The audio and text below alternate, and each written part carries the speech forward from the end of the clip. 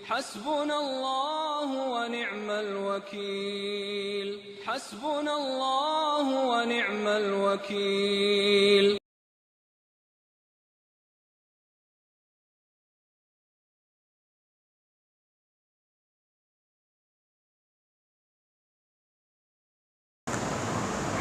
بسم اللہ الرحمن الرحیم وبہ نستعین ولا حول ولا قوة الا باللہ العلی العظیم.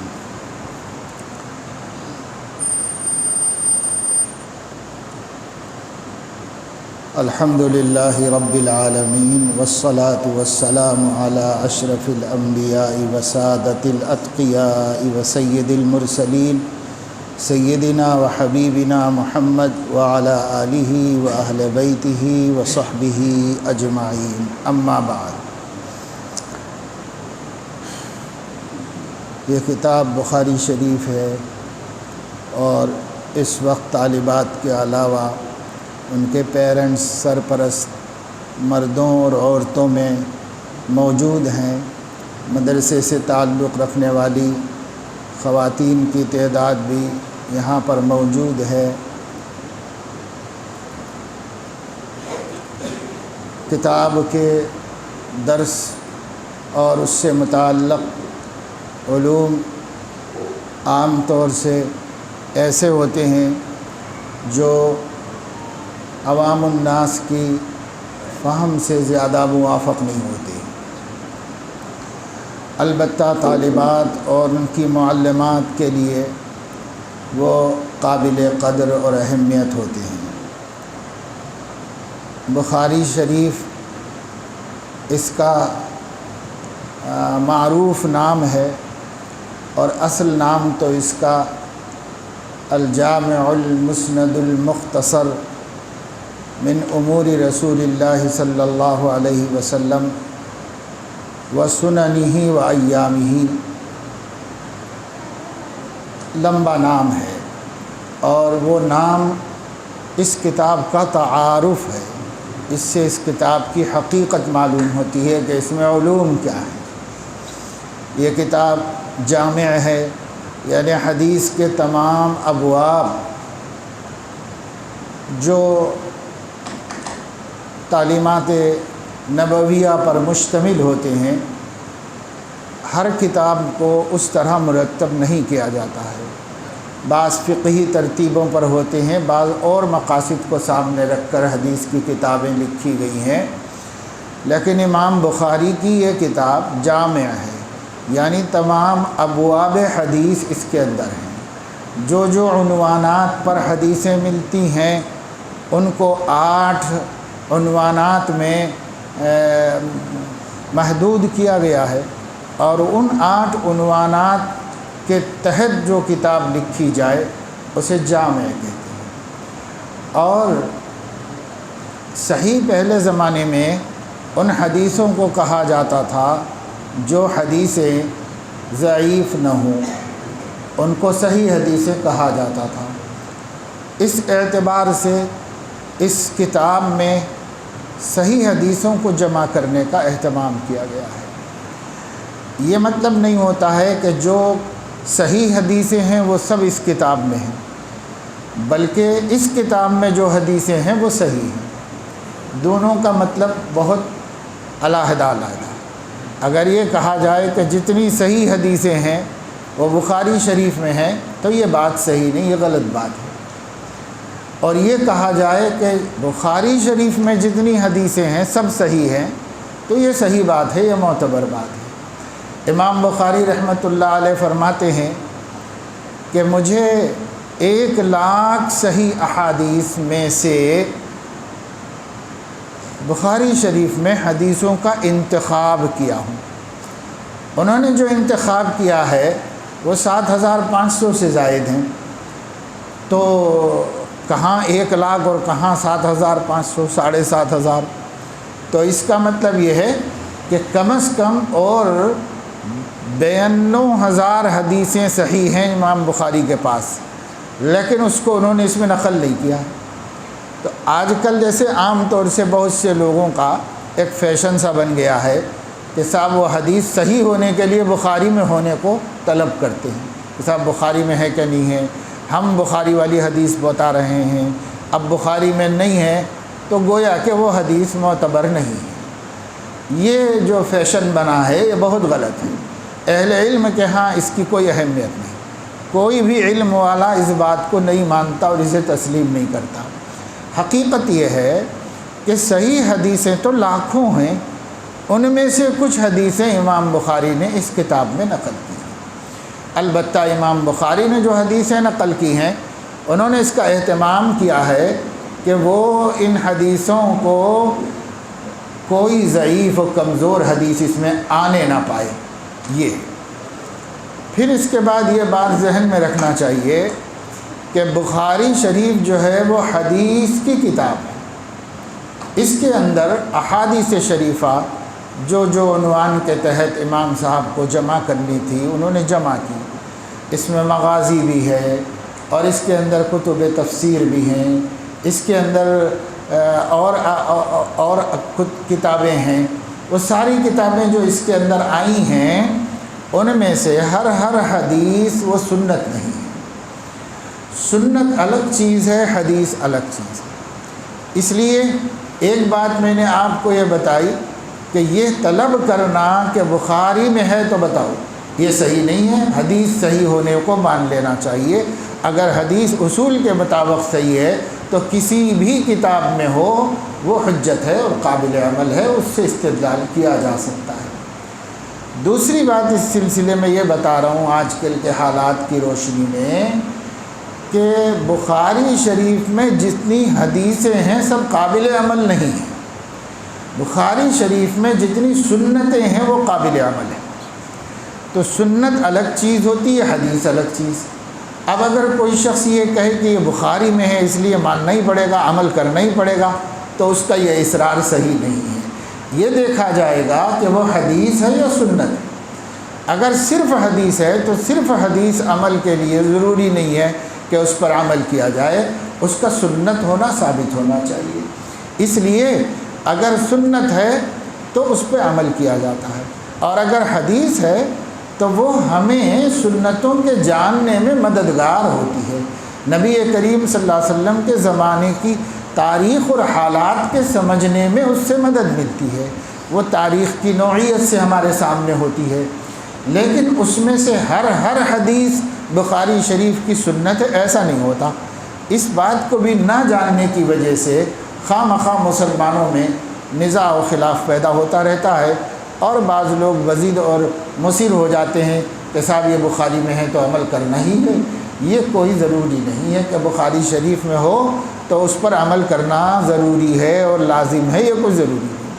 اور یہ بھی کوئی ضروری نہیں ہے کہ ہر صحیح حدیث جس سے حکم اور مسئلے کا استنباط کیا جاتا ہو وہ صرف بخاری میں ہے، یہ بھی صحیح نہیں۔ بخاری، مسلم، ترمذی، ابو داؤد، نسائی، ابن ماجہ بھی یہ صحاح ستہ بھی کافی نہیں ہیں۔ حدیثیں اور بھی حدیث کی کتابوں میں ہوتی ہیں، حدیث کی کتابیں بہت ہیں، اور حضور علیہ السلام کی باتیں لاکھوں کی تعداد میں ہیں، صحیح احادیث بھی لاکھوں سے متجاوز ہوئی ہیں۔ اس لیے کسی ایک کتاب پر اصرار نہیں کر سکتے۔ تو پھر اس کتاب کی کیا خاص فضیلت ہے؟ اس کتاب کی خصوصیت یہ ہے کہ اس کتاب کے مصنف نے اس میں جو حدیث بھی لائی ہے سندن لا تعلیقاً، جو بھی لائی ہے وہ سب حدیثیں اتنی مستند اور مضبوط ہیں کہ اس پر کوئی کلام کی گنجائش نہیں ہے۔ نہایت معتبر سندوں سے انہوں نے اس میں حدیثیں نقل کی ہیں۔ ایک خصوصیت اس کو یہ ہے۔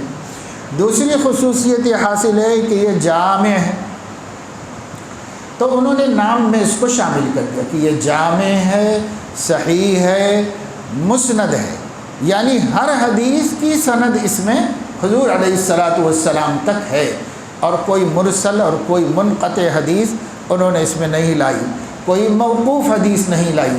جب مرسل، منقطع، موقوف نہیں لائی تو انہوں نے اس کے اندر ضعیف بھی کوئی حدیث نہیں لائی، وہ تو اس سے بھی آگے کی بات ہے۔ تو سب حدیثیں صحیح سند کے اعتبار سے جو صحیح کہلاتی ہیں اس کا انہوں نے اس میں ذکر کیا ہے۔ اور صحیح احادیث میں بھی امام بخاری نے حدیث لینے کو اس کتاب کے حد تک خاص شرائط مقرر فرمائے، اپنے لیے مقرر کر لیے تھے خاص شرائط کہ ان شرطوں کے ساتھ اگر حدیث کی سند متصل ہے تو میں لوں گا۔ وہ خاص شرائط کی ضرورت نہیں ہے، اس لیے اسے امام مسلم نے اختیار نہیں کیا، امام ترمذی نے اختیار نہیں کیا، دوسرے محدثین نے نہیں کیا، مگر انہوں نے کچھ اپنے لیے ایسی شرطیں رکھ لی تھی سخت اور کڑی، جس کی وجہ سے وہ صحیح حدیث ہونے کے باوجود اپنی شرائط پر نہیں ہے تو نہیں لیتے اس کے اندر۔ ہاں، امام بخاری رحمۃ اللہ علیہ ایسی حدیثیں دوسری کتابوں میں خود نقل کرتے ہیں مگر اس کتاب میں نہیں کرتے، یہ اس کی ایک خصوصیت ہے۔ جیسے مثال کے طور پر طالبات کو پوری کتاب پڑھے ہیں، ان کو پتہ ہے کہ بخاری شریف میں بھی کتاب الادب ہے، جب یہ جامع ہیں تو آداب کا بھی اس کے اندر عنوان ہے، لیکن بہت مختصر ہے کتاب الادب اس کے اندر۔ امام بخاری رحمۃ اللہ علیہ کو احساس تھا کہ حضور علیہ السلام نے زندگی کے جو آداب سکھائے ہیں وہ اتنی چند حدیثوں سے واضح نہیں ہو سکتے، اس کے لیے تو آپ نے بہت تعلیمات فرمائی ہیں، کثیر حدیثیں ہیں جس سے زندگی کی تہذیب اور اخلاق سیکھنا پڑتا ہے، اور وہ حضور علیہ السلام کے ارشادات گرامی ہیں، تو ان کی شرائط کڑی ہیں، تو وہ سب آداب اس میں بیان بھی نہیں کر سکتے کیونکہ ہر حدیث ان کی شرط پہ نہیں اترتی، اور وہ ضروری بھی ہے کہ امت کو آداب کا حصہ دیا جائے کہ آداب احادیث کی انواع میں ایک نوع ہے، ایک خاص اس کا حصہ ہے۔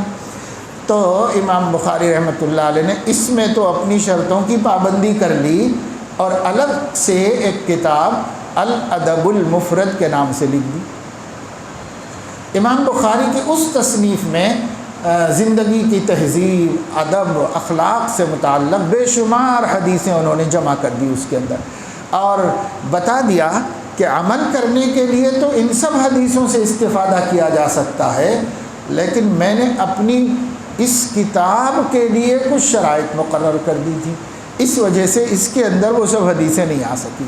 اسی سے خود آپ کو پتہ چلے گا کہ بہت سی حدیثیں قابل عمل اور قابل احتجاج ہیں، پر امام بخاری اپنی کتاب میں اس کو نقل نہیں کرتے، اس وجہ سے صرف ان کا نقل نہ کرنا حدیث کو مردود یا ضعیف یا موضوع نہیں بنا دیتا ہے۔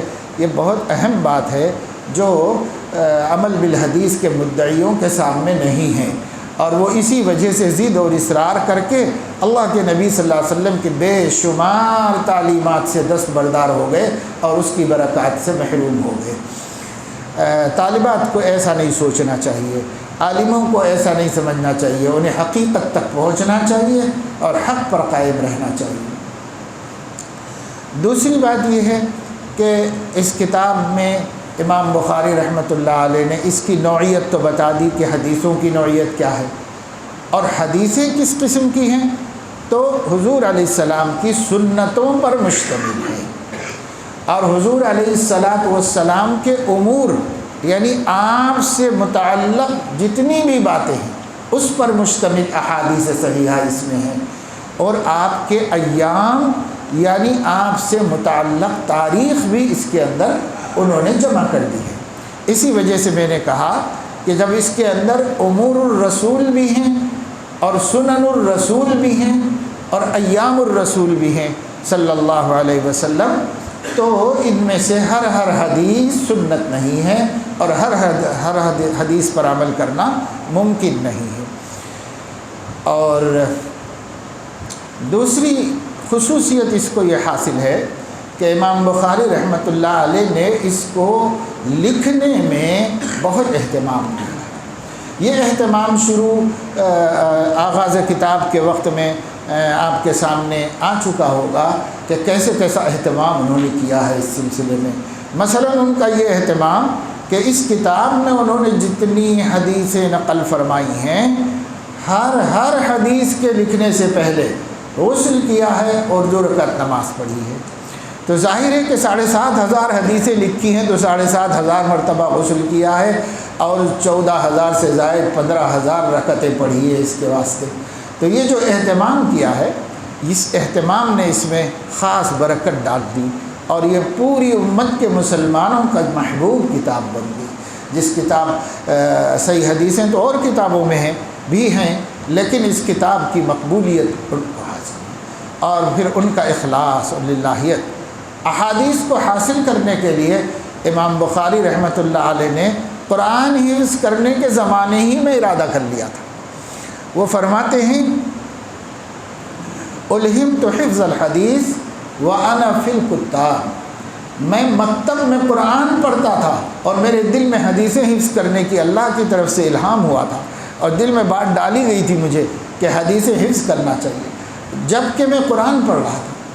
تو انہوں نے جب قرآن مجید حفظ مکمل کر لیا تو پھر حدیثیں یاد کرنے کا سلسلہ انہوں نے شروع کیا، اور 11 سال کی عمر میں حضرت عبداللہ ابن مبارک، حضرت وکیل رحمہم اللہ کی سب کتابیں حفظ کر لی تھیں، سب ان کو زبانی یاد ہو گئی تھی، اور صرف حدیثیں نہیں، اس کی سندیں اور ان کے سند کے احوال اور رجال کے حالات اور ان کے اندر جو علل ہیں وہ علتوں پر ان کی نظر اسی عمر میں ہو گئی تھی، ان کو بچپن ہی میں۔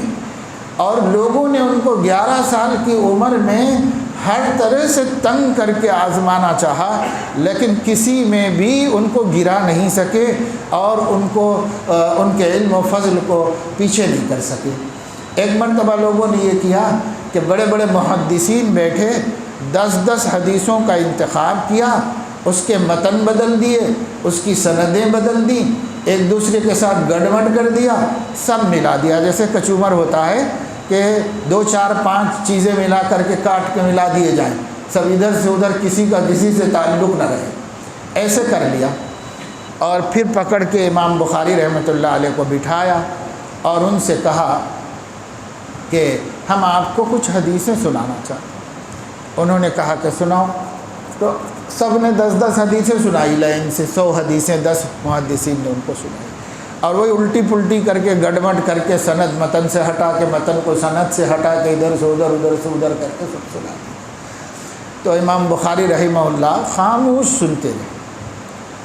ہر ایک جب اپنی حدیثیں سنا چکتا تو لا ادری فرماتے تھے، میں نہیں جانتا کہ یہ حدیثیں کیا ہیں، بس یہ کہہ دیتے تھے۔ اس کے بعد دوسرے نے سنایا، اس کو بھی کہا میں نہیں جانتا، تیسرے کو بھی کہا میں نہیں جانتا، پورے 10 کو کہہ دیا نہیں جانتا، 100 حدیثیں ہو گئی۔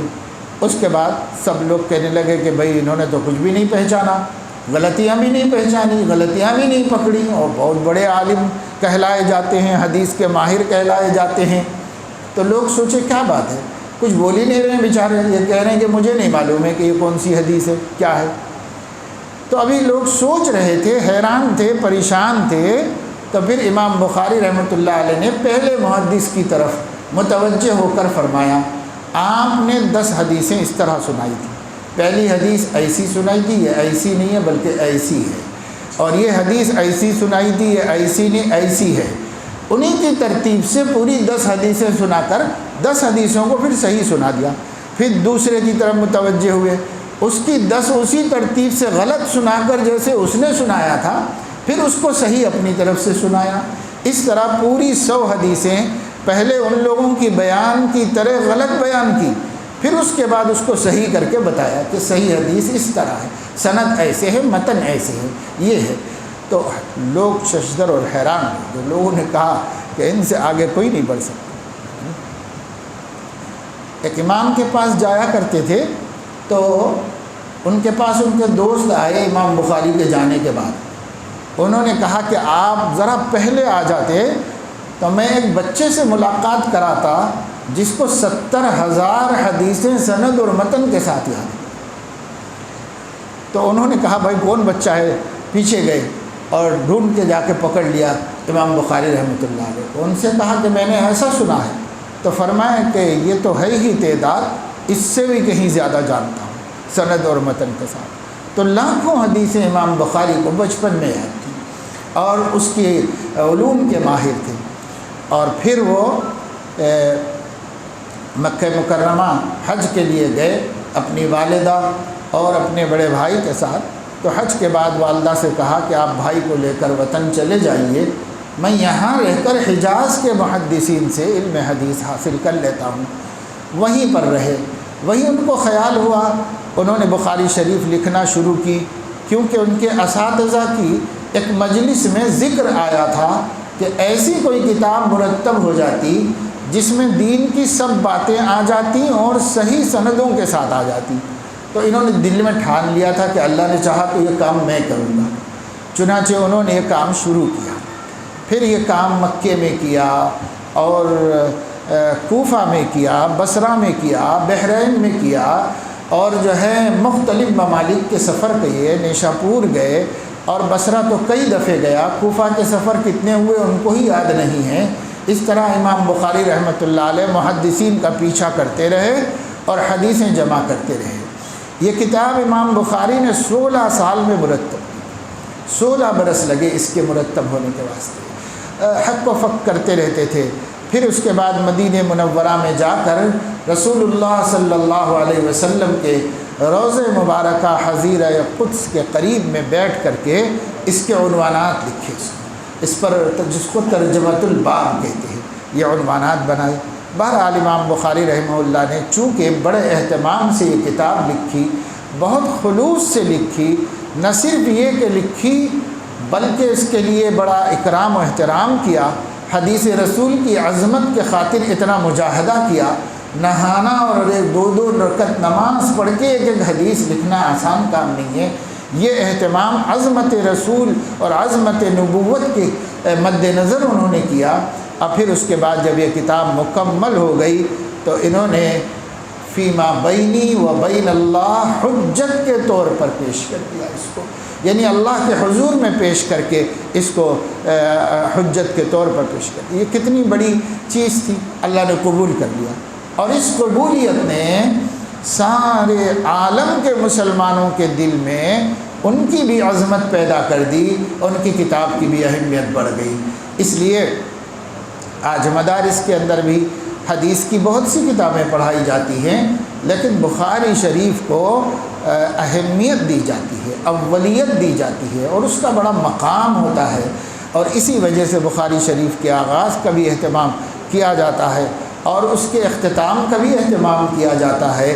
امام بخاری رحمۃ اللہ علیہ کی ہمیں قدر کرنی چاہیے، اور طالبات سے ہم یہ بات سفارش کریں گے کہ امام بخاری کو بھی جانو، ان کی زندگی کو پڑھو، ان کی سوانح سبقوں میں نہیں آ سکتی، مختصر سے تعارف کرا دیا جاتا ہے، لیکن امام بخاری کی زندگی بچپن سے وفات تک ان کی پوری زندگی کو پڑھنا چاہیے، اور ان کی زندگی کو پڑھنے سے ان کی سیرت کا پتہ چلتا ہے کہ وہ معمولی سیرت کے آدمی نہیں تھے کہ ہم ایک عالم ہونے کی حیثیت سے بس ایک محدث ہوں گے، بہت حدیثیں جاننے والے ہوں گے، نہیں، شخصیت کو شخصیت کے کردار میں دیکھنا چاہیے، تب سمجھ میں آتا ہے کہ وہ کتنے بڑے اخلاق کے حامل، اور جو حدیثیں ہم تک انہوں نے پہنچائی ہیں ان حدیثوں پر خود ان کی اپنی زندگی میں کتنا عمل ہے، اور وہ کتنے پابند ہیں سنت رسول صلی اللہ علیہ وسلم کے۔ وہ عاشق قرآن ہیں، زندگی بھر قرآن کی تلاوت کرتے رہے، رمضان میں بے حساب تلاوت کرتے تھے، غیر رمضان میں بھی قرآن مجید بکثرت پڑھتے تھے۔ ایسا نہیں ہے کہ حدیث کی مشغولیت نے ان کو قرآن کریم سے غافل کر دیا ہو، قرآن کریم کی سے کبھی وہ غافل نہیں ہوئی، بہت ذوق سے اور جی جان سے تلاوت کرتے تھے، نمازیں بھی بہت اہتمام کے ساتھ پڑھتے تھے۔ آج علم کی دنیا میں نمازیں جتنی جلدی ممکن ہو سکے پڑھ لی جاتی ہیں، حالانکہ اتنے بڑے محدث ہیں، نماز کا بڑا اہتمام تھا۔ امام ابو حنیفہ اتنے بڑے فقیہ تھے، نماز کا بہت اہتمام تھا، بلکہ کسی بھی محدث عالم کو پڑھو اس کی زندگی عمل سے خالی آپ کو نہیں ملے گی، اس کی زندگی میں جیسے علم میں وفور ہے ان کے اعمال میں بھی بے حساب بے پناہ وفور ہے، اعمال کی بھی کثرت ان کے پاس ہے، نوافل کے بھی وہ پابند تھے، ایسا نہیں کہ فرائض ہی سے پابند ہو جائیں۔ امام بخاری رحمہ اللہ نے ایک دن ظہر کی نماز پڑھائی، اور نماز پڑھانے کے بعد نفل پڑھ رہے تھے، تو دیر تک پڑھتے رہے۔ سلام پھیرنے کے بعد ایک شاگرد سے قمیص اٹھا کے فرمایا کہ ذرا دیکھو کوئی کیڑا ویڑا تو نہیں ہے میرے سینے پر، تو انہوں نے وہاں ان کے سینے پہ ہاتھ ڈال کے ٹٹولا تو ایک زنبور پکڑا گیا، یعنی ڈنک مارنے والا ایک چھوٹا سا کیڑا جو ڈنک مارتا ہے تو انسان کو تڑپا دیتا ہے، وہ کیڑا نکلا۔ اور پھر ان شاگرد نے ان کے سینے کو دیکھا تو تقریباً 18 جگہوں پر اس نے ڈنک مارا تھا ان کے سینے پر، اور سرخ ہو گیا تھا، اور لوگوں نے حیرت سے پوچھا کہ حضرت کیسے آپ برداشت کرتے رہے اس کے زہر کو، اور کیسے برداشت کرتے رہے اس تکلیف کو؟ تو فرمایا کہ میں قرآن مجید کی تلاوت میں مشغول تھا، اس لیے ادھر دھیان نہیں دیا۔ تو نماز میں قرآن اس طرح پڑھتے تھے امام بخاری رحمۃ اللہ علیہ کہ ایک زہریلا کیڑا ان کو ڈنک مارتا رہا اور تکلیف بھی ہوتی رہی، لیکن قرآن کریم میں تدبر اور اس کے لطف اندوزی سے ان کو ادھر دھیان دینے کا موقع نہیں ملا۔ سلام پھیرنے کے بعد دیکھا کہ اتنا زخمی کر دیا اس مصیبت کو۔ یہ صحابہ کرام کی شان تھی کہ نماز میں ان کو کتنا اشتغال اور اہتمام تھا۔ ایسے ہی ان اللہ کے نیک بندوں کو ہمیں ان سے سبق حاصل کرنا چاہیے، اور چونکہ اصل چیز جو ہے وہ عبرت حاصل کرنا ہے، اس لیے یہ واقعہ بھی میں آپ کو بتا دیتا ہوں کہ امام بخاری رحمۃ اللہ علیہ سنت سمجھ کر تیر اندازی بھی کیا کرتے تھے، کیونکہ حضور علیہ الصلاۃ والسلام کا پسندیدہ کھیل تھا تیر اندازی۔ اس میں ہنر بھی ہے، اس میں سیلف ڈیفنس بھی ہے، اس کے اندر دوسروں سے مقابلہ کرنے کی صلاحیت بھی ہے، اور ایک کھیل بھی ہے، ورزش بھی ہے، صحت بھی بنتی ہے۔ تو حضور علیہ السلام تیر اندازی کرتے تھے، انہوں نے بھی اپنے شاگردوں کو لے کر کے ساتھیوں کے ساتھ تیر اندازی کرتے۔ اس میں مسابقہ ہوتا، کس کا اچھا نشانہ ہے، کون اچھا ٹارگٹ کرتا ہے، اس کا مسابقہ ہوتا ہے۔ تو ایک مرتبہ انہوں نے کہا کہ چلو آج تیر اندازی کریں گے۔ سب لوگ تیار ہو گئے، گھوڑوں پہ بیٹھ کے نکلے، آبادی کے باہر نکلے۔ ذرا آبادی کے باہر نکلتے ہی امام بخاری نے تیر اندازی شروع کر دی۔ ان کا پہلا تیر تھا وہ جا کر کے کسی صاحب کے مکان کے سامنے نالے پر چھوٹا سا پل بنا ہوا تھا بانس کا، وہ بانس کی لکڑی میں لگ گیا، جا کر کے وہ نشانہ چوک گیا ان کا، تھوڑا سا کراس گیا اور جا کے کسی کے بانس کی لکڑی پہ لگ گیا، اس سے وہ بانس پھٹ گیا۔ امام بخاری رحمۃ اللہ علیہ نے کہا کہ میرا آج جی نہیں چاہ رہا ہے بھائی کھیلنے کے لیے، چلو واپس چلے واپس چلے۔ وہاں سے ان کا موڈ خراب ہو گیا، پھر واپس آ گئے۔ دوسرے دن انہوں نے اپنے ایک دوست کو بلا کر کہا کہ مجھے آپ سے ایک کام ہے۔ انہوں نے کہا کیا بات ہے بتائیے، آپ کے 10 کام کریں گے اس میں کیا ہے؟ نہیں، بہت ضروری کام ہے، آپ کو کرنا ہوگا۔ انہوں نے کہا بتائیے تو صحیح کہ کیا کام ہے؟ تو کہا کہ کل وہ جو میرا تیر جا کر کسی صاحب کے بانس میں لگ گیا تھا، جس سے ان کا بانس پھٹا تھا، تو میں چاہتا ہوں کہ یا تو ان کا پل درست کرا دوں، وہ بانس بدل کے دوسری لکڑی لگا دیتا ہوں، یا پھر میں چاہتا ہوں کہ وہ مجھ سے اس کے پیسے لے لیں، خرچہ لے لیں، کچھ بھی کریں، معاملے کو صاف کریں، تو آپ جا کر ہماری طرف سے بات کریے۔ چنانچہ وہ صاحب گئے ملنے کے لیے، اور انہوں نے جا کر ان صاحب سے کہا کہ میں آیا ہوں امام بخاری کے طرف سے، ایسا ایسا ان سے غلطی ہو گئی ہے، اور وہ چاہتے ہیں کہ آپ اس کے پیسے لے لیں یا ان کو موقع دے دیں کہ بھئی وہ بڑائی کو لا کر وہ لکڑی نکال کے دوسری لگوا دیتے ہیں وہاں پر، اس کا موقع دے دیں کہ درست کرا کے دیں، یا پھر یہ ہے کہ اس کے پیسے لے لیں۔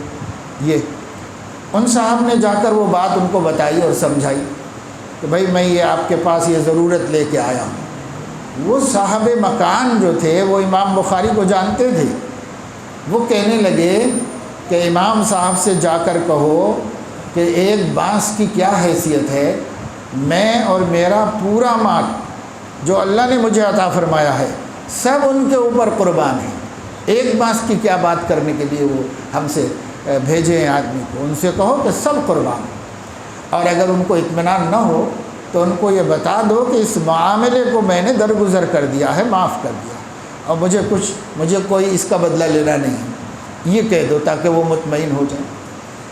جب آئے ان کے بھیجے ہوئے قاصد، اور انہوں نے آ کر کہا کہ حضرت وہ تو یہ کہہ رہے ہیں کہ میرا کل مال ان کے اوپر قربان ہے، وہ ایک بانس کی کیا بات کر رہے ہیں، اور اگر آپ کو اطمینان نہیں ہے تو وہ یہ کہنا چاہ رہے ہیں کہ میں نے معاف کر دیا ہے، میں اس کا کوئی مواخذہ نہیں کروں گا قیامت کے دن، معاف کر دیا میں نے۔ جب یہ اطمینان ہو گیا امام بخاری رحمۃ اللہ علیہ کو، تو 2 دن سے امام بخاری رحمۃ اللہ علیہ کا چہرہ مرجھا گیا تھا، آج ایک دم خوش ہو گئے اور ہنسنے لگے، اور کتنی خوشی ہوئی ایک چھوٹے سے معاملے کی، جو آج بھی آپ غور کریں تو اس کی ویلیو جو ہے کوئی 25-50 روپے سے زیادہ کی نہیں۔ اتنی چھوٹی سی بات کے معاملے کی صفائی پر امام بخاری کی خوشی کا عالم دیکھو کہ انہوں نے اس دن 500 حدیثیں شاگردوں کو سنائی۔ لوگ ترس جاتے تھے حدیثیں سننے کے لیے، 2-2 3-3 حدیثیں سننے کے لیے ترس جاتے تھے۔ اس دن 500 حدیثیں سنائی اور 300 درہم خیرات کی اس نے، اس خوشی میں کہ اللہ کے ہاں ایک مواخذے سے بچ گیا۔ اس میں بڑی عبرت ہے۔ میں نے اس کی طرف اس لیے توجہ دلائی، ہماری بہنوں کو بھی، بچیوں کو بھی جو پڑھ کے فارغ ہوئی ہیں، اور حاضرین کو بھی، کہ آج ہمارے معاملات درست نہیں ہیں۔ ہم بخاری پڑھنے پڑھانے والوں کے بھی معاملات صحیح نہیں ہیں، لین دین صحیح نہیں ہے۔ یہ اللہ کا کتنا خوف پیدا ہوا تھا ان کو ان حدیثوں کو جو انہوں نے کتاب المعاملات میں بیان کیے ہیں، امانت کے باب میں، دیانت کے باب میں، خود ان کے اوپر اس کا کتنا یقین تھا، انہیں حق الیقین کا درجہ حاصل تھا، اور اسی وجہ سے وہ چین سے نہیں بیٹھ سکے جب تک معاملے کی صفائی نہیں۔ آج ہم لوگوں کے ہزاروں لاکھوں ڈبا کر بھی خوش ہیں، اپنی نمازوں سے مطمئن ہیں، اپنے چہروں سے مطمئن ہیں کہ داڑھی ہے تو پھر کیا نہیں ہے ہمارے پاس، کون تہمت لگا سکتا ہے، کون عزت لوٹ سکتا ہے۔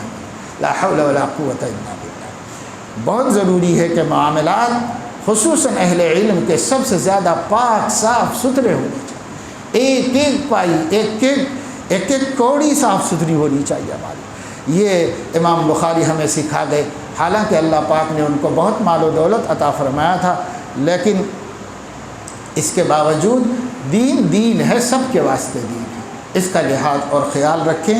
ہماری بچیاں بھی جو ماشاءاللہ عالمہ بن رہی ہیں، اپنی پوری زندگی لوگوں کے حقوق کے معاملے میں صاف ستھرے رہو۔ اللہ کریم ہے، اپنے بڑے سے بڑے حق کو درگزر کر دے سکتا ہے، کیونکہ اس کے پاس کیپیسٹی ہے، اس کی قدرت اتنی بڑی ہے کہ وہ جو چاہے کر دے، کتنے بڑے پاپی مجرم کو معاف کر دے، کیا شان میں فرق آئے گا۔ لیکن بندے وہ محدود سخاوت والے ہیں، بندے نہیں معاف کریں گے تو قیامت میں بہت بڑی مصیبت بن جائے گی، بہت بڑی پکڑ ہو جائے گی، اس لیے اس سے ڈرتے رہنا چاہیے۔ خیر، یہ تو میں نے امام بخاری کے بارے میں مختصر بتایا، ان کی کتاب کے بارے میں مختصر سی بات بتائی۔ اب آگے آئیے اس کتاب کے آخری باب کے سلسلے میں۔ یہ آخری باب ہے، باب قول اللہ ونضع الموازین القسط لیوم القیامہ وان اعمال بنی آدم وقولهم یوزن یا توزن، وقال مجاہد القسطاس یا القسطاس العدل بالرومیہ، ويقال القسط مصدر المقسط وهو العادل واما القاسط فهو الجائر۔ اس کو کہتے ہیں ترجمۃ الباب محدثین کی اصطلاح میں، اور عام لوگ اس کو اس طرح سمجھیں کہ یہ عنوان ہے اس مضمون کا، جو اس باب میں وہ بیان کرنا چاہ رہے ہیں، یہ اس کا عنوان ہے، ٹائٹل ہے۔ ٹائٹل میں انہوں نے چند ضروری باتیں بیان کر دی ہیں، بہت زیادہ تو میں اس کی صراحت وضاحت نہیں کرتا، لیکن موٹی موٹی باتیں جو ضابطے کی تکمیل کے طور پر ختم بخاری کے عنوان سے سامنے آ جائے۔ تو ایک ہے اللہ تعالیٰ کا قول وَنَضَعُ الْمَوَازِينَ الْقِسْطَ لِيَوْمِ الْقِيَامَةِ فَلَا تُظْلَمُ نَفْسٌ شَيْئًا وَإِنْ كَانَ مِثْقَالَ حَبَّةٍ مِّنْ خَرْدَلٍ أَتَيْنَا بِهَا وَكَفَى بِنَا حَاسِبِينَ۔ یہ پوری آیت ہے۔ امام بخاری رحمہ اللہ کا معمول یہ ہے، وہ آیت کا اشارہ دیتے ہیں بس، اور بسا اوقات جتنا حصہ وہ نقل کرتے ہیں اتنے حصے میں باب آ جا سکتا ہے، اور بسا اوقات اس میں نہیں آتا، اگلے حصے میں ہوتا ہے۔ یہاں تو انہوں نے اتنا لے لیا جو میزان سے متعلق تھا۔ آیت قرآن کی یہ ہے کہ اللہ فرما رہے ہیں ہم قیامت کے دن بندوں کے اعمال تولنے کے لیے ترازو کھڑی کریں گے۔ وَنَضَعُ الْمَوَازِينَ الْقِسْطَ، عدل کی ترازو، انصاف کی ترازو، یہ ہم قیامت کے دن کھڑی کریں گے اور اچھے برے اعمال کو تولیں گے۔ فَلَا تُظْلَمُ نَفْسٌ شَيْئًا، پھر اس دن کسی پر کسی قسم کا ظلم نہیں ہوگا، سب کو عدل ملے گا اور سب کے ساتھ اللہ پاک انصاف کریں گے۔ انصاف ہم اردو میں بولتے ہیں سمجھنے کے واسطے، لیکن انصاف عربی میں نہیں ہوتا، عربی میں عدل ہوتا ہے۔ انصاف کے معنی دو برابر کرنا، دو برابر کرنا عدل نہیں ہوتا، حقدار کو حق دینا عدل ہوتا ہے۔ اس لیے اللہ عادل ہے، منصف نہیں ہے، اللہ رب العزت عادل ہے، حقدار کو حق دیتا ہے، اور اسی کا حکم ہے ان اللہ یأمر بالعدل والاحسان، اللہ عدل کا حکم دیتا ہے۔ عدل کے معنی ہے اعطاء کل ذی حق حقہ، ہر صاحب حق کو اس کا حق دینے کو عدل کہتے ہیں۔ اللہ تعالیٰ عادل ہے۔ تو فلا تظلم نفس شیئا، کسی پر کوئی ظلم نہیں ہوگا، سب کے ساتھ عدل ہوگا قیامت کے دن۔ ایسا ہوتا ہے نا کہ جو بادشاہ ہوتا ہے، حاکم ہوتا ہے، مقتدر ہوتا ہے، یہاں تک کہ گلی کا دادا ہو تو وہ بھی ظلم کرتا ہے، وہ انصاف نہیں کرتا لوگوں سے۔ اللہ تعالیٰ فرما رہے ہیں میں زمین آسمان کا مالک ہوں اور میں ساری کائنات کا مخلوقات کا مالک ہوں۔ جب بندے میرے سامنے آئیں گے ہر ایک کمزور کو اس کا حق دلاؤں گا، ہر مظلوم اپنا حق اللہ کے ذریعے سے لینے میں کامیاب ہو جائے گا، چاہے اس کے سامنے دنیا کا سب سے بڑا لیڈر کیوں نہ ہو، سب سے بڑا حاکم کیوں نہ ہو، کوئی بادشاہ ہی نے ظلم کیوں نہ کیا ہو، ایک فقیر پھٹیچر محتاج پر، اس محتاج کو اس بادشاہ سے اللہ تعالیٰ حق دلائیں گے۔ یہاں تک کہ اگر سینگ والی بکری نے بے سینگ والی بکری کو بھوکا تھا تو دونوں کو جزا تو نہیں ہے، لیکن مظلوم کا بدلہ دلانے کے لیے اللہ زندہ کرے گا دونوں، اور اس کی سینگیں نکال دے گا، اس کو سینگیں دے دے گا، اور جب یہ اس کو بھوک لے گی تو پھر ان کو مٹی بنا دیا جائے گا۔ مگر کوئی مظلوم ایسا نہیں ہے جس کو اللہ رب العزت الرحمن الرحیم ایک دن اس کو اس کا بدلہ نہ دلا دے ظلم کا، ایسا کوئی نہیں ہوگا، سب کو بدلہ دلائیں گے اللہ رب العزت۔ اس لیے فلا تظلم نفس شیئا وَإِن كَانَ مِثْقَالَ حَبَّةٍ مِّنْ خَرْدَلٍ، اگر رائی کے دانے کے برابر بھی، اس کے وزن کے برابر بھی کسی کا کوئی حق ہے تو اتینا بہا وکفا بنا حاسبین، ہم اسے بھی لے کے آئیں گے عدل کرنے کے واسطے، اور یہ نہ سمجھو کہ اتنا سب کہاں کرتے بیٹھیں گا، اللہ تعالیٰ کب تک کرے گا۔ تو اللہ تعالیٰ جس دن کرے گا وہ دن کان مقدارہ 50,000 سنہ، اس دنیا کے سالوں کے اعتبار سے 50,000 برس کا دن ہے، اور اس دن میں اللہ رب العزت حساب لے رہے ہیں۔ اور اگر ایسا نہ ہوتا کہ دن لمبا نہ کیا جاتا تب بھی کوئی حرج کی بات نہیں تھی، وَكَفَى بِنَا حَاسِبِينَ، ہم حساب لینے کو بہت کافی ہیں۔ اس دور میں تو کیلکولیٹر نے، کمپیوٹر نے اور حساب کے آلات نے جو اس وقت پیدا ہو گئے ہیں، سیکنڈوں میں اربوں کھربوں کا حساب کر کے دیتے ہیں، تو اللہ رب العزت کو حساب لینا کیا مشکل ہوگا جس کی دی ہوئی عقل سے انسانوں نے ایسے آلات بنائے ہیں۔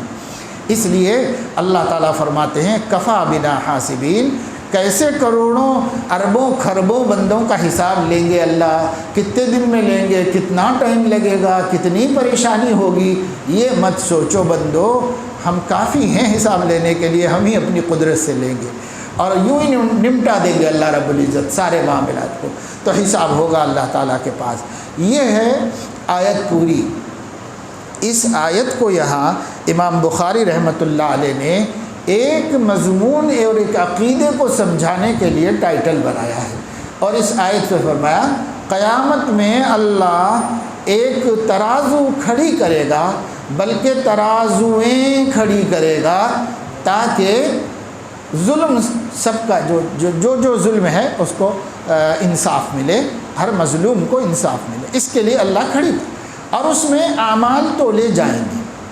تو شارحین حدیث فرما رہے ہیں کہ قیامت کے دن اعمال کے تولے جانے کا معتزلہ کو اقرار نہیں ہے، اور بعض اور علماء بھی ہیں جو اس کو نہیں مانتے، وہ کہتے ہیں اللہ کا جو عدل کرنا ہے یہ عدل ہی میزان ہے، یہی تولنا ہے۔ لیکن جمہور اہل السنت والجماعت اور تمام محدثین اور اہل سنت کا اس پر اجماع ہے کہ اللہ رب العزت قیامت کے دن فی نفسی ہی ترازو کھڑی کرے گا، ایک ترازو کھڑی کرے گا، اور وہ ترازو اتنی بڑی ہوگی کہ اس کے ایک پلڑے میں یہ 7 زمین 7 آسمان بھی رکھے جا سکیں گے، اتنی بڑی ترازو ہوگی۔ اور اس ترازو کے اندر اللہ تبارک و تعالی شانہ اعمال کو تولے گا بندوں کی۔ تو سوال یہ پیدا ہوا کہ ایک ترازو کہنا چاہیے تھا، میزان، لیکن موازین اللہ نے فرمایا، تو کتنی ترازویں ہوں گی؟ تو اس پر شارحین فرماتے ہیں بعض حضرات کا خیال یہ ہے کہ یہ جو جمع بیان کیا ہے تو ترازویں کئی ہوں گی، ہر شخص کی الگ ترازو ہوگی، اس لیے اس کو جمع بیان فرمایا ہے، یا یہ کہ مختلف قسم کے اعمال مختلف ترازوؤں میں تولے جائیں گے، اس کو بیان کر دیا۔ اب یہ سوال پیدا ہوتا ہے کہ اعمال کیسے تولے جائیں گے؟ اعراض جو ہے، جو چیزیں جسم والی ہوتی ہیں وہی تولی جا سکتی ہیں، اعمال تو نہیں، وہ کیسے تولے جائیں گے؟ تو فرمایا کہ ایک تو اللہ رب العزت اپنی قدرت سے عمل ہی کو تولے گا، اللہ کو اس کی قدرت حاصل ہے۔ دوسرے یہ کہ اگر اور نہ سمجھ میں آئے تو اتنا سمجھ سکتے ہیں کہ جن صحیفوں میں اعمال نامے لکھے گئے ہیں ان صحیفوں کو رکھا جائے گا، انہیں تولا جائے گا۔ دن رات فرشتے ہمارے اعمال نوٹ کر رہے ہیں اور یہ صحیفے جمع کیے جا رہے ہیں ایک جگہ پر، وہ سارے صحیفے ہمارے آخری دن تک کے انہیں چھانٹا جائے گا، نیکیوں کا ایک پلڑے میں رکھ دیا جائے گا، بدیوں کے پلڑے میں رکھ دیے جائیں گے، تو صحائف تولے جائیں گے۔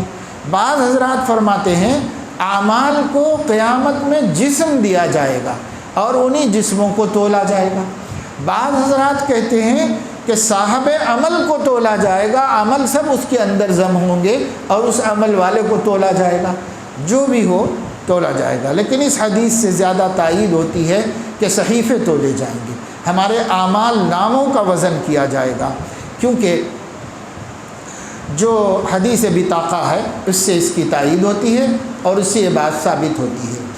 اور پھر یہ اعمال جب اللہ رب العزت تولیں گے تو فَمَن يَعْمَلْ مِثْقَالَ ذَرَّةٍ خَيْرًا يَرَهُ وَمَن يَعْمَلْ مِثْقَالَ ذَرَّةٍ شَرًّا يَرَهُ، جس نے ایک ذرے کے برابر بھی، ذرہ کہتے ہیں چھوٹی چینٹی کو جو بالکل ہلکی سی ہوتی ہے، اس کو ذرہ کہتے ہیں۔ یا پھر آپ کسی کمرے میں بند ہو دن کے وقت میں اور اس کمرے میں کوئی چھوٹا سا سوراخ ہو اور اس سوراخ سے دھوپ آ رہی ہو، تو اس تیز روشنی میں جو ذرات نظر آتے ہیں گرد کے، اس ذرے کو، اسی کو نام ذرہ کہا جاتا ہے، اس کو حبا منصورہ کہا جاتا ہے عربی میں، قرآن میں بیان کیا، اس کا نام بھی ذرہ ہے۔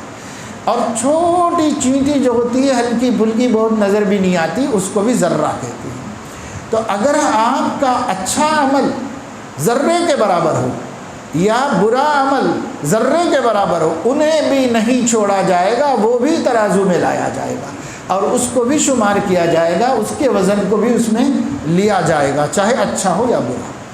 پھر اس کے بعد جس شخص کی ترازو میں نیکیوں کا پلڑا، اما من ثقلت موازینہ فہو فی عیشۃ راضیہ واما من خفت موازینہ فامہ ہاویہ، جس کی نیکیوں کا پلڑا بھاری ہو جائے تو اس کے لیے مرضی کی زندگی ہے اب ہمیشہ ہمیشہ، اور جس کی بدیوں کا پلڑا بھاری ہو جائے تو اس کا ٹھکانہ ہاویہ ہے، یعنی جہنم ہے، اس کو جہنم میں جانا پڑے گا۔ جہنم میں ہمیشہ کے لیے بھی بعض لوگوں کو جانا ہوگا اور بعض لوگ اپنی سزا بھگتنے کے حد تک جانا ہوگا، مگر جانا ہوگا جہنم کے اندر۔ تو یہ عقیدہ چونکہ بدعقیدہ لوگ نہیں مانتے تھے، تو امام بخاری رحمۃ اللہ علیہ نے کتاب التوحید کا آخری باب اس کو بنایا اور اس کو بنا کر یہاں پر اس کو لائے ہیں۔ بخاری شریف کی ترتیب یہ ہے کہ انہوں نے ایمانیات سے کتاب شروع کی ہے، ایمانیات پہ ختم کر دی۔ کتاب التوحید میں سب عقیدے ہی بیان ہوئے ہیں، اللہ تعالیٰ کی ذات سے گفتگو ہوئی ہے، ان کے صفات کے بارے میں گفتگو ہوئی ہے، اور بہت سے عقیدے جنت دوزخ وغیرہ کے سلسلے میں امام بخاری رحمۃ اللہ علیہ نے ابواب قائم کیے کتاب التوحید میں۔ اور کتاب الایمان میں بھی ایمانیات سے گفتگو کی ہے کہ یہ ایمان میں داخل ہے، یہ ایمان میں داخل ہے، یہ ایمان میں، اور یہ ایمان سے خارج ہے، ان سب کو مثبت منفی طریقے پر وہاں بیان کیا۔ اور یہاں تو دونوں جانب کتاب الایمان کو لا کر امام بخاری رحمۃ اللہ علیہ نے بتایا کہ جو مدار ہے اصل چیز ہے وہ ایمان ہے۔ اگر ایمان ہے تو سب کچھ ہے، اور اگر ایمان نہیں ہے تو پھر کتنی ہی کوئی اچھے کام کر رہا ہو اس کی کوئی ویلیو نہیں، کوئی وزن نہیں، کوئی اعتبار نہیں۔ اور اپنے عقائد کو صحیح کرنا اور جو باتیں قرآن حدیث سے منسوخ ہیں اس کو تسلیم کرنا لازم اور ضروری ہے۔ تو میزان کا کھڑا ہونا اور میزان میں اعمال کا تولا جانا یہ منسوخ بالقرآن ہے، یہ قرآن کی نص قطعی سے ثابت ہے، اس میں کسی تعویل کی ضرورت نہیں ہے، اس کو اسی طرح مانا جائے گا اور اسی طرح اس کے اوپر ایمان لایا جائے گا۔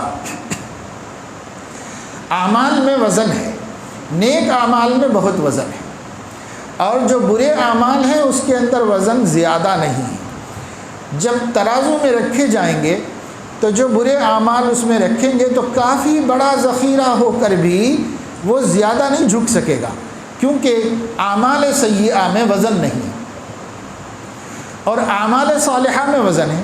اگر وہ تھوڑے بھی ہوں گے تو نیکی کے پلڑے کو جھکا سکیں گے، کیونکہ بھاری ہوتے ہیں اعمال صالحہ۔ حافظ ابن حجر فرماتے ہیں کہ کسی اللہ والے سے پوچھا گیا سلف صالحین میں سے کہ نیک عمل بھاری کیوں ہوتا ہے اور برا عمل جو ہے وہ ہلکا کیوں ہوتا ہے ترازو میں؟ انہوں نے فرمایا اصل میں بات یہ ہے کہ دنیا میں کرنے کے اعتبار سے نیک عمل میں مشقت بہت ہے، نیک عمل میں مشقت بہت ہے، اور گناہ کرنے میں مشقت زیادہ نہیں ہے۔ وہ تو جی بھی چاہ رہا ہے اور بآسانی آدمی کر لیتا ہے گناہ، تو گناہ کرنا دنیا میں مشقت نہیں ہے، اس لیے اس میں وزن نہیں پیدا ہوتا ہے، اور نیک عمل کرنے میں بہت مجاہدہ کرنا پڑتا ہے، اس مجاہدے کی وجہ سے اس کے اندر وزن پیدا ہو جاتا ہے۔ تو فرمایا کہ دیکھو نیک اعمال کے وزنی ہونے کی وجہ سے انہیں چھوڑ مت دو، اور برے اعمال کے ہلکے ہونے کی وجہ سے انہیں کرو مت، اس لیے کہ وہ جمع ہوتے ہوتے ہوتے ذخیرہ بن جائیں گے، اس لیے ان کو نہیں کرو، تو یہ تولے جائیں گے۔ ایک حدیث میں آیا ہے کہ ایک آدمی لایا جائے گا جس کے 99 دفتر پیش کیے جائیں گے، سب کے سب گناہوں سے بھرے ہوئے، 99 دفتر سب گناہوں سے بھرے ہوئے ہوں گے، اور حکم ہوگا پلڑے میں رکھ دیا جائے گا، ظاہر پلڑا جھک جانا چاہیے اتنے بڑے وزن سے۔ ان 99 میں سے ہر ایک اتنا بڑا دفتر ہے، اللہ کے نبی صلی اللہ علیہ وسلم نے فرمایا کہ حد البصر، جہاں تک ہماری نگاہ جا سکتی ہے اتنی بڑی کتاب ہو۔ ایسے 99 کتابیں جب دیکھی جائیں گی تو اس میں نیکیاں کچھ نہیں، سب گناہ ہیں، اسے لا کر ایک پلڑے میں رکھ دیا جائے گا، یہ پلڑا جھک کر زمین سے لگ جائے گا۔ اللہ تعالیٰ اس سے فرمائیں گے کیا میرے فرشتوں نے تمہارے ساتھ کوئی ظلم کیا ہے؟ وہ کہے گا کہ کیا ظلم کیا ہے، میرے جو عمل تھے وہ لا کے انہوں نے رکھ دیے ہیں، اور میرے پاس نیکیاں نہیں تھیں، اس وجہ سے میرا کوئی عمل اس میں آ نہیں سکا۔ تو اللہ تعالیٰ نے فرمایا کہ نہیں، ظلم تو نہیں ہوگا یہاں، بالکل دیکھا جائے گا، اور بھی کچھ تمہارے اعمال ہیں دیکھا جائے گا۔ پھر فرشتے دیکھیں گے، اور ایک چھوٹا سا پرزہ، عربی میں اس کو بطاقہ کہتے ہیں، بطاقہ، ایک چھوٹا سا کاغذ کا پرزہ، یہ کاغذ کا پرزہ جو ہے وہ لا کر کے ایک پلڑے میں رکھا جائے گا جو نیکیوں کا خالی پلڑا تھا، اور جیسے ہی یہ بطاقہ اس میں رکھا جائے گا یہ پلڑا جھک کر زمین سے لگ جائے گا، اور وہ 99 دفتر والا پلڑا ہوا میں اڑنے لگے گا، اتنا کمزور ہو جائے گا اور یہ اتنا طاقتور ہو جائے گا۔ وہ حیران ہوگا کہ یہ ایک پرزے میں کیا طاقت آئی ہے بھائی، کہاں سے آئی ہے؟ وہ پوچھے گا تو اسے بتایا جائے گا یہ حسنۃ الایمان ہے، یہ ایمان کی نیکی ہے۔ ایمان کی نیکی کیا ہے؟ اشہد ان لا الہ الا اللہ و اشہد ان محمد رسول اللہ، یہ اس پہ لکھا ہوا ہوگا۔ یہ کلمہ ایمان، کلمہ ایمان کی جو اس نے گواہی دی ہے، یہ گواہی ایک عمل ہے، یہ عمل ایک اس کے پاس تھا اور کچھ بھی نہیں تھا اس کے پاس عمل۔ اب جب اسی ایک عمل کو لا کے رکھا گیا، یہی عمل گناہوں اور نافرمانیوں کے 99 دفتروں کے مقابلے میں غالب آ گیا، کیونکہ اللہ بہت بڑے ہیں، اللہ کا نام بہت بھاری ہے، تو اس کی گواہی بھی بہت بھاری ہے اور بہت وزن ہے۔ تو یہ حدیث محدثین کے نزدیک صحیح اور معتبر حدیث ہے، اور اسی حدیث کی وجہ سے حدیث میزان کو اور اس میں اعمال کے دفتروں کو تولے جانے کو ثابت کیا جاتا ہے۔ اور اس میں یہ بھی بتایا جا رہا ہے کہ نیک عمل بہت بھاری ہوتا ہے، اس کا وزن بہت ہوتا ہے، اور گناہوں والے جو اعمال ہیں ان کا وزن بہت کم ہوتا ہے، اور اس کی وجہ بھی میں نے بتائی۔ اسی طرح ایک حدیث ہے کہ ایک آدمی اللہ تعالیٰ نے جب اس کو بلایا تو اللہ رب العزت نے اس کے اعمال تولے تو اس کی بدی کے اعمال ہی غالب آ گئے۔ پھر اس کے بعد ایک چھوٹی سی تھیلی لا کر نیکیوں کے پلڑے میں رکھی گئی۔ وہ تھیلی جو تھی مٹھی بھر مٹی کی تھیلی تھی، جس نے اس پلڑے کو جھکا دیا نیچے تھے، اور یہ مایوس ہو گیا تھا کہ اب میرے لیے جہنم، کیا فیصلہ جہنم کا؟ نہیں ابھی انصاف ہوگا اور بھی دیکھیں گے کچھ ہے۔ پھر یہ عمل لا کے رکھا گیا۔ اب اتنا خوش ہو گیا کہ خوشی کے مارے اس کی کوئی حد نہیں تھی۔ اللہ تعالیٰ سے اس نے پوچھا کہ یا اللہ پاک، میں تو مایوس ہی ہو گیا تھا، جنت سے دوزخ میں جانا طے ہی ہو گیا تھا، یہ ایک تھیلی میں کیا رکھا ہوا ہے؟ تو بتایا گیا کہ وہ مٹھی بھر مٹی ہے جو اس نے خلوص سے اپنے بھائی مسلمان کی قبر پر ڈالی ہے۔ تو اس کو اللہ نے اتنا اس عمل کو اتنا وزن عطا فرما دیا اللہ رب العزت نے۔ تو بھائی نیکیوں کو چھوٹی نہیں سمجھنا چاہیے، جہاں کوئی نیکی کا موقع ملے کرنا چاہیے۔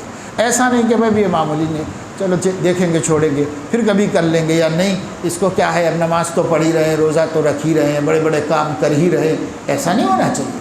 ہمارے نبی صلی اللہ علیہ وسلم خود بھی اتنے بلند ترین مقام پر ہو کر ثواب کا کوئی چھوٹا سا کام بھی نہیں چھوڑتے تھے۔ اگر اس میں ثواب ملتا ہے، صحابہ کہتے ہیں ہمارے سوچنے تک آپ کر لیتے تھے، کیونکہ فرماتے تھے کہ میں ثواب میں مستغنی نہیں ہوں، مجھے بھی ضرورت ہے ثواب۔ اس لیے چھوٹے سے چھوٹے ہم لوگ کتنے کام ہیں، مثال کے طور پر مرد حضرات ہیں، مسجد میں آ گئے، آنے کے بعد پہلی صف میں جگہ ہے، پیچھے پلر کے پاس بیٹھے ہوئے ہیں، دیوار کے پاس بیٹھے ہوئے ہیں، جہاں بیچ مسجد میں بیٹھے ہوئے ہیں۔ ارے بھائی عقل کیوں نہیں آتی آپ کو کہ آپ کا ثواب کمانے کا ٹائم ہے، آپ آگے چلے جاؤ۔ رحم اللہ علی الصف الاول، نبی نے 3 دفعہ دعا کی، اللہ پہلی صف والوں پہ رحمت نازل فرما۔ تو وہاں جا کے کیوں نہیں بیٹھتے؟ جگہ خالی ہے، کسی کی ہے، کوئی بیٹھا ہوا بھی نہیں ہے، پھر بھی لوگ ایک آ کے وہاں بیٹھتا ہے، وہاں بیٹھتا ہے، وہاں بیٹھتا ہے، وہاں بیٹھتا ہے۔ تمیز ہی نہیں ہے، اس لیے کہ مسجد کے آداب سکھائے ہی نہیں گئے ہیں۔ بچے تو یوں ہی دیکھ کے نمازی بن گئے ہیں، باقی بیچاروں کو باقاعدہ تو کسی نے سکھایا نہیں کہ نماز کیسے پڑھنا چاہیے، مسجد میں کیسے جانا چاہیے، بارگاہ خداوندی کے آداب کیا ہیں، اس کا احترام کیا ہے، کوئی سکھایا ہی نہیں گیا ہے ہمارے بچوں کو۔ اس لیے وہ بچے اب بڑے ہو گئے ہیں، مسجد میں آ کے پوری مسجد میں پھیل کے بیٹھتے ہیں، حالانکہ نماز سے پہلے مسجد میں جو آئے اسے صف اول سے بیٹھنا چاہیے۔ اب یہ ثواب کی بات ہے نا، اس کے لیے نبی بھی فکر مند تھے، اس کے لیے صحابہ بھی فکر کرتے تھے، مگر ہم لوگوں کو ثواب کی کوئی ضرورت ہی نہیں ہے، ہم لوگوں کو پیسے کی ضرورت ہے۔ جب ہمارے سامنے کہا جائے کہ پہلی صف میں بیٹھو گے تو روز 10 روپے ملیں گے، تو پہلی صف میں بیٹھنے کے لیے لڑائیاں ہوں گی، جھگڑے ہوں گے۔ اور حضور علیہ السلام نے فرمایا اگر تم لوگوں کو معلوم ہو جاتا کہ صف اول کا کیا اجر ہے اللہ کے پاس، تو تم اس کے لیے قرعہ ڈالتے اور آپس میں لڑتے۔ تو اس کے باوجود بھی ہم کو قدر نہیں ہے اس کی، اور اس کے باوجود اہتمام نہیں کرتے بہت سے لوگ۔ تو میرے کہنے کا مقصد یہ ہے کہ دیکھو نیکیاں پلڑوں میں آ کر پتہ نہیں کون سی نیکی ہماری نجات کا سبب بن جائے، پتہ نہیں کون سی نیکی سے ہمارا نیکی کا پلڑا بھاری ہو جائے۔ تو جہاں نیکی کا موقع ملے چھوڑنا نہیں چاہیے، ضائع نہیں کرنا چاہیے، اس موقع سے فائدہ اٹھا لینے کی بھرپور کوشش کرتے رہنا چاہیے۔ اور آگے فرما رہے ہیں وَأَنَّ أَعْمَالَ بَنِي آدَمَ وَقَوْلَهُمْ تُوزَنْ، بندوں کے اعمال بھی تولے جائیں گے اور بندوں کے قول بھی تولے جائیں گے۔ یہاں یہ سوال ہوا کہ اعمال کو جمع کہا اور قول کو واحد کہا، اقوال نہیں کہا، قول کو واحد کہا اور اعمال کو جمع کہا۔ اس کی بہت سی توجیحات کی گئی ہیں۔ ایک توجیہ یہ کی گئی ہے کہ اعمال صادر ہونے کے اعضاء متعدد ہیں، اس لیے ان کو اعمال کہا گیا، اور قول کے صادر ہونے کا عضو ایک ہی ہے، زبان ہی سے قول نکلتا ہے، اس لیے اس کو واحد بیان کیا گیا۔ تو اعمال بھی تولے جائیں گے، اقوال بھی تولے جائیں گے قیامت کے دن۔ اقوال اور اعمال تولے کیسے جائیں گے؟ تو ایک تو ہم نے بتا دیا کہ بھائی قدرت الہی سے تولے جائیں گے، اللہ کے لیے ممکن ہے کہ وہ کس طرح تولے، ایسی ترازو بنا دے اور تول لے۔ لیکن اس دور میں ٹیکنالوجی کی ترقی کے زمانے میں ایسے ترازو آ گئے ہیں کہ اب وہ صرف جو ہے پیاز تولنے کی اور ادرک لہسن تولنے کی ترازو ہی نہیں رہ گئی کہ جس کے 2 پلڑے ہوتے ہیں، وہی ایک ترازو نہیں رہ گئی۔ اب تو ترازویں قسم قسم کی آ گئی ہیں، الیکٹرانک ترازو آ گئے ہیں، ایسے کانٹے آ گئے ہیں کہ صاحب وہ جو ہے ڈیجیٹل ہیں، اس سے بھی تولا جاتا ہے۔ اور پھر وہ ترازویں جن کے ذریعے سے ہوا کا پریشر تولا جاتا ہے، جن کے ذریعے سے زلزلے کی قوت کو تولا جاتا ہے، جن کے ذریعے سے آپ کے جسم میں ٹمپریچر کو جانا جاتا ہے، جس کے ذریعے سے روم کے اندر ٹھنڈک کتنی ہے، گرمی کتنی ہے، اس کو دیکھا جاتا ہے۔ تو اگر دنیا اللہ کی دی ہوئی عقل سے ایسی ترازویں بنا سکتی ہے جس کے اندر اعراض بھی تولے جا سکتے ہیں اور ایسی ترازویں بھی جن کے اندر جواہر تولے جا سکتے ہیں، اگر اللہ جو ہم کو ایسی عقل دیا ہے، وہ قدرت والا خدا قیامت کے دن ایسی ترازو بنا دے جس میں قول بھی تولے جائیں اور ان کی شدت قوت کا پتہ چلے، اور جن میں عمل بھی تولے جائیں اور ان کی قوت کا پتہ چلے، یہ اللہ کے لیے کچھ بڑی بات نہیں ہے۔ وَمَا ذَلِكَ عَلَى اللَّهِ بِعَزِيزٍ۔ اور ایک بات آگے بتائی کہ ایک مفسر ہیں مجاہد، وہ قرآن کی آیتوں کی تفسیر بیان کرتے ہیں، ان کے حوالے سے امام بخاری اکثر تفسیرات لاتے ہیں۔ چنانچہ کہتے ہیں کہ مجاہد کہتے ہیں کہ یہ جو قسطاس یا قسطاس لفظ ہے یہ رومی زبان کا لفظ ہے۔ پھر قرآن میں کیسے آیا؟ قرآن تو بلسان عربی مبین ہے، تو اس میں دوسری زبان کا کیسے آیا؟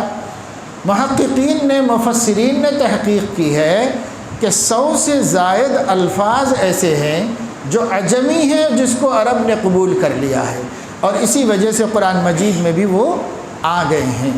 اور بعض حضرات فرماتے ہیں عربی زبان بہت وسیع ہے، بہت وسیع ہے، بعض الفاظ ایسے ہیں جو خود عربوں کو تک پتہ نہیں چلے، البتہ دوسری زبانوں میں وہی ملتا جلتا لفظ بولا جاتا ہے، تو لوگوں کو خیال یہ ہوا کہ شاید یہ تعریب ہے، یہ فلاں زبان سے لیا گیا ہے، حالانکہ خود عربی میں بھی وہ زبان موجود ہے، اور جب اس کی تعریب ہو جائے تو پھر اس کو عجمی لفظ نہیں کہا جاتا، اس کو عربی لفظ ہی کہا جاتا ہے۔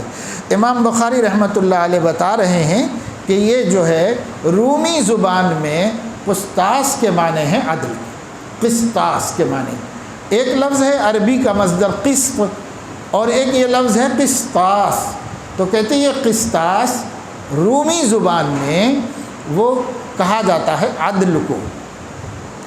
اب اس کے بعد اس کے اور زیادہ سمجھانے کے لیے اس کو امام بخاری رحمۃ اللہ علیہ نے اس میں فاعل میں لے جا کر کے بتایا ہے، اور بتایا ہے القسط مصدر المقسط، مقسط کہتے ہیں انصاف کرنے والے کو، عدل کرنے والے کو، اس کو مقسط کہتے ہیں عربی زبان میں، تو اس کا مصدر ہے قسط، اور جو ہے وہ عادل کو کہا جاتا ہے، اور جو قاسط جو اس میں فاعل بنے گا وہ جائر اور ظالم کو کہا جاتا ہے۔ تو یہ انہوں نے اس کی لغت بتائی، حد سے گزر جانے والے کو جائر کہا جاتا ہے۔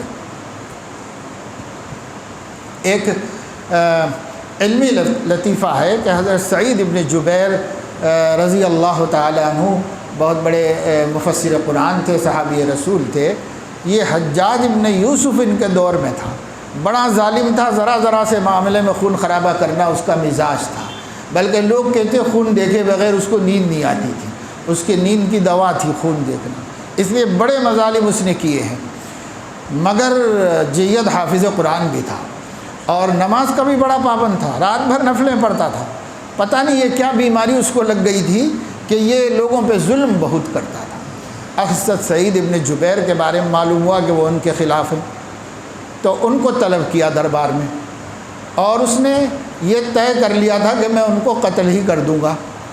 تو حضرت سعید ابن جبیر تشریف لائے، دربار میں کھڑے ہوئے، تو حجاج نے ان سے پوچھا کہ میرے بارے میں آپ کی کیا رائے ہے، چونکہ وہ بڑے عالم و مفسر تھے، لوگ ان کی رائے مانتے تھے، اسی کا خطرہ اس کو ہوا تھا، تو بلا کر پوچھا میرے بارے میں آپ کی کیا رائے ہے؟ تو انہوں نے کہا کہ میں آپ کو قاسط اور عادل سمجھتا ہوں۔ یہ کہا جی۔ تو اب اس کا مطلب یہ ہوا کہ صاحب بہت انصاف کرنے والے اور بہت عدل کرنے والے اور بہت مہربان بادشاہ ہیں، لیکن حجاج بہت تیز دماغ کا تھا اور بہت جید حافظ قرآن تھا۔ اس نے فوراً لوگوں سے کہا کہ دیکھ رہے ہیں اس شخص نے مجھے جہنم کا ایندھن بنا دیا۔ وہ کیسے؟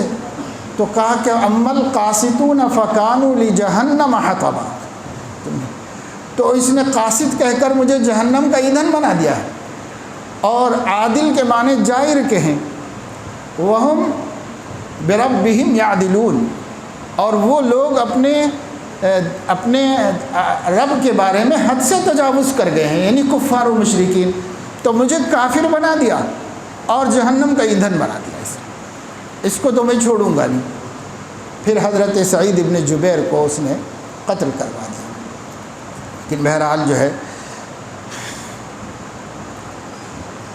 آگے حدیث ہے، حدیث بیان کرنا اصل مقصد ہے امام بخاری رحمۃ اللہ علیہ کا۔ حدیث کی سند تو بچیوں نے پڑھ دی ہے، اور حضرت ابو ہریرہ رضی اللہ تعالیٰ عنہ سے یہ حدیث ہے، یہ قال النبی صلی اللہ علیہ وسلم کلمتان حبیبتان الی الرحمن خفیفتان علی اللسان ثقیلتان فی المیزان سبحان اللہ وبحمدہ سبحان اللہ العظیم۔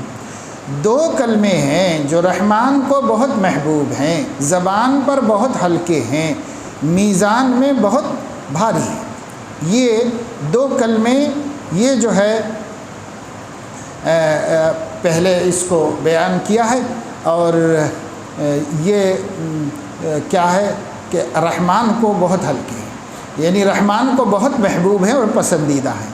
تو حبیبتان یہ رحمان کی صفت ہے، اور خفیفتان یہ زبان کی صفت ہے، اور ثقیلتان یہ میزان کی صفت ہے۔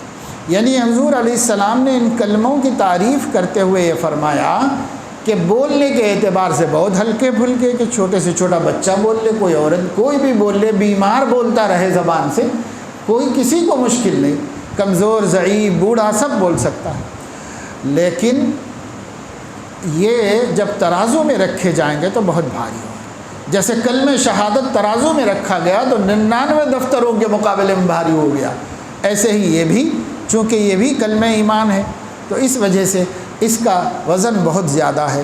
اور خاص بات یہ ہے کہ رحمان کو بہت پسند ہے۔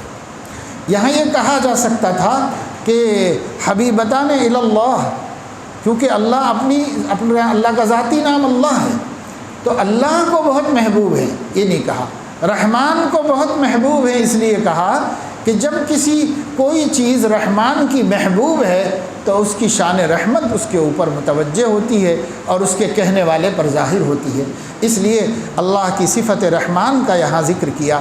اور اس کا محبوب ہونا، حق تعالی شانہ کو کوئی چیز محبوب کیسے ہوتی ہے؟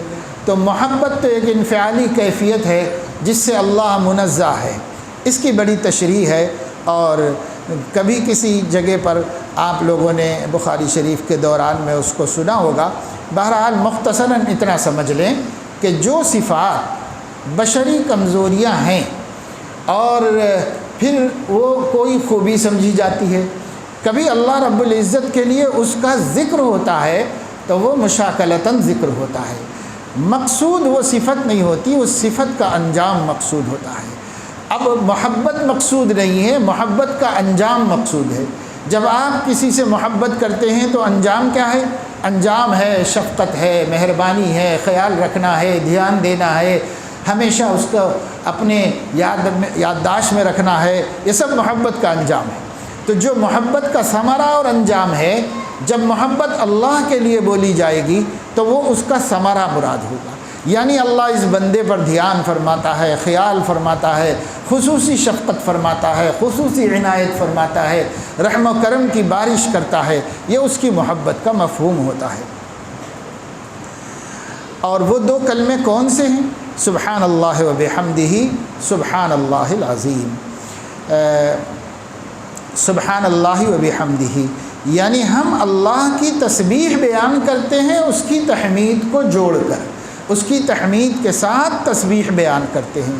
اللہ رب العزت کی جو صفات ہیں سب صفات صفات حمیدہ ہیں، لیکن اللہ رب العزت کی ان صفات حمیدہ میں سے بعض صفات ایجابیہ ہیں، بعض صفات سلبیہ ہیں۔ جو ایجابیہ ہیں جیسے مثال کے طور پر اللہ تعالیٰ قادر ہے اور اللہ تعالیٰ عاجز نہیں ہے، اللہ تعالیٰ علم والا ہے، اللہ تعالیٰ جاہل نہیں ہے، اللہ رب العزت قدرت والا ہے، اللہ تعالیٰ کمزور نہیں ہے۔ تو یہ جو اللہ رب العزت کی صفات ہوں گی سب صفات حمیدہ ہیں، لیکن بعض ایجابیہ ہوتی ہیں بعض سلبیہ ہوتی ہیں۔